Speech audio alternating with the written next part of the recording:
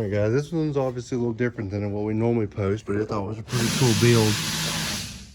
This is a military K5 M1009, and yes, it does have a diesel in it. It's a pretty cool little truck.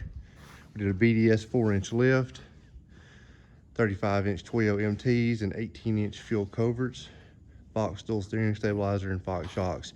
This truck will be going to the body shop soon, but just thought it was pretty cool in its current condition.